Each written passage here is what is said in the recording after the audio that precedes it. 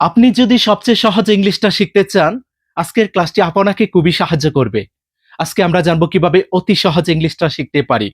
আজকে আমরা জানবো খুবই গুরুত্বপূর্ণ ৩টি উপায়। এই ৩টি নিয়ম যদি আমাদের জানা থাকে, শত, শত ইংলিশ সেন্টেন্স তৈরি করতে পারবো এবং সবাই আজকে থেকে। ওকে?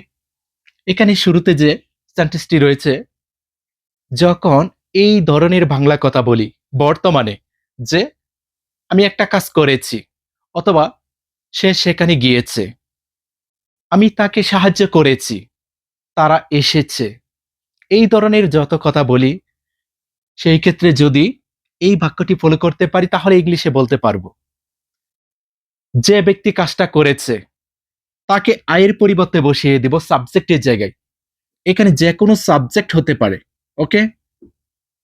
তারপর সেই সাবজেক্টের সাথে দেখব হ্যাভ হয় নাকি হ্যাজ হয়। এই বিষয়টা শুধু আমাদের মনে রাখতে হবে, তাহলেই হবে।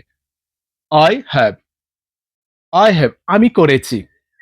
I have done আমি করেছি। যদি বলি সে করেছে, he has done সে করেছে। he has done সে করেছে। খুবই সহজ কিন্তু। ওকে? তুমি করেছ, you have done। আমরা করেছি, we have done।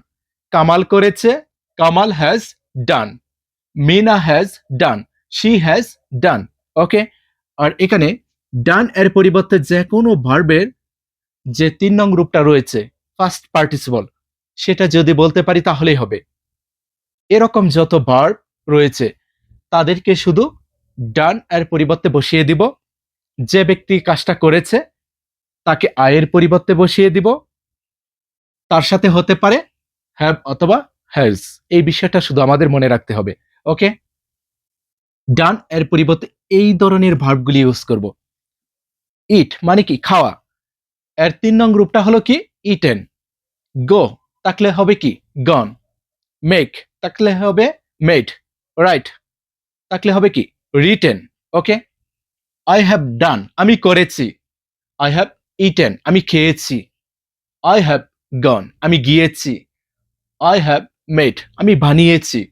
I have written আমি লিখেছি। সবাই কিন্তু পারবো। হি হ্যাজ গন সে গিয়েছে। মিনা হ্যাজ গন মিনা গিয়েছে। ওকে? এটা হলো প্রেজেন্ট পারফেক্ট টেন্স। শুরুতে সাবজেক্ট, তারপর হতে পারে হ্যাভ অথবা হ্যাজ। তারপর যেকোনো ভার্বে শুধু ফার্স্ট পার্টিসিপল রূপটা যদি বলতে পারি তাহলে হবে। ওকে? আর যদি বলি যে অতীতে কাজটা কি করেছিলাম, সে কাজটা কি করেছিল, আমি সেখানে গিয়েছিলাম অতীতে, সেই ক্ষেত্রে শুধু হ্যাভ হ্যাজ। এই জায়গায় হবে হ্যাড। আর সব ঠিক থাকবে। সকল সাবজেক্টের সাথে হয় কি হ্যাড। এখানে হতে পারে হ্যাভ অথবা হ্যাজ, কিন্তু এখানে সকল সাবজেক্টের পরে হবে কি হ্যাড। আই হ্যাড ডান আমি করেছিলাম। আই হ্যাড ডান আমি করেছিলাম। হি হ্যাড ডান সে করেছিল। কামাল হ্যাড ডান কামাল করেছিল। আই হ্যাড ইটেন আমি খেয়েছিলাম। আই হ্যাড গন আমি গিয়েছিলাম। আই হ্যাড মেড আমি বানিয়েছিলাম। আই হ্যাড রিটেন আমি লিখেছিলাম। সকল সাবজেক্টের পরে হবে কি হ্যাড। তারপর ডান এর জায়গায় এই ধরনের যত ভার্বের ফার্স্ট পার্টিসিপল রূপটা রয়েছে সেটাকে শুধু এখানে বসিয়ে দেব তাহলে হবে। ওকে? এটা হলো first perfect tense. First perfect tense clear? Present perfect, first perfect. Okay? Next, যদি বলি যে এই কাজগুলো ভবিষ্যতে করে থাকবো, আমি সেখানে গিয়ে থাকবো, সে কাজটা করে থাকবে, তারা এসে থাকবে, এই ধরনের কথা যখন বলবো যে ভবিষ্যতে, সেই ক্ষেত্রে হ্যাভ হ্যাজ হ্যাড এর জায়গায় হবে শুধু উইল হ্যাভ। এই বিষয়টা শুধু আমাদের মনে রাখতে হবে, তাহলে হবে। সকল সাবজেক্টের সাথে হবে কি will have. Will have. Okay?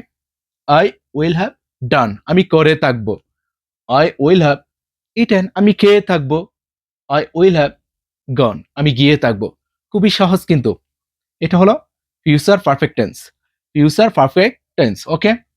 Present perfect tense, past perfect tense, future perfect tense. Clear?